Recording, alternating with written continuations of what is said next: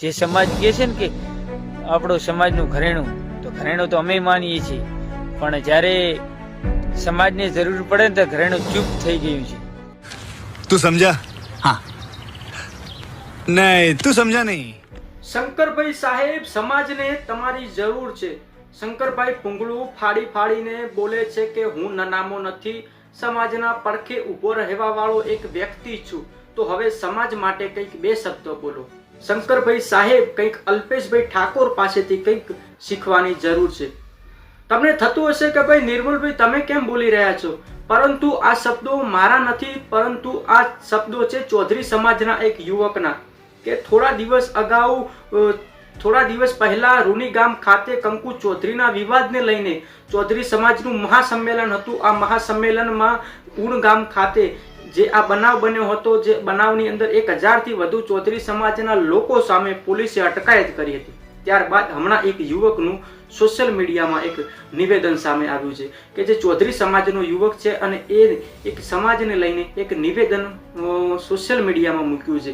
શું કહી રહ્યો છે આ નિવેદનમાં, આવો વિશેષ આપણે આ નિવેદનમાં સાંભળવાના પ્રયત્ન કરીએ. જય માતાજી મિત્રો.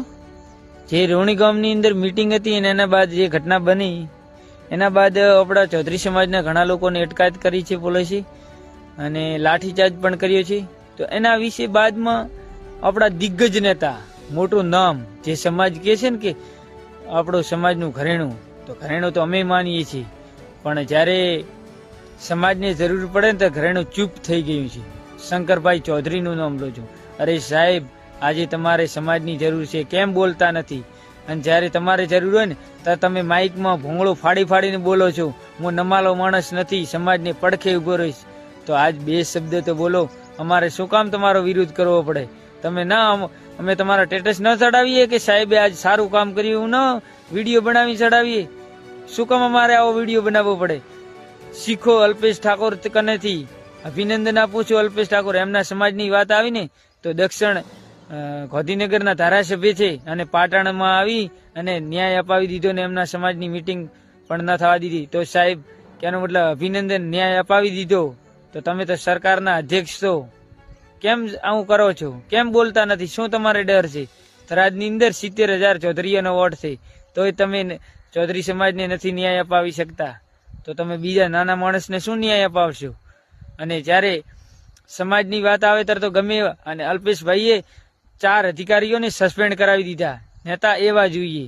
એ ભારતીય જનતા પાર્ટીના નેતા છે, તમે ભાજપમાં છો.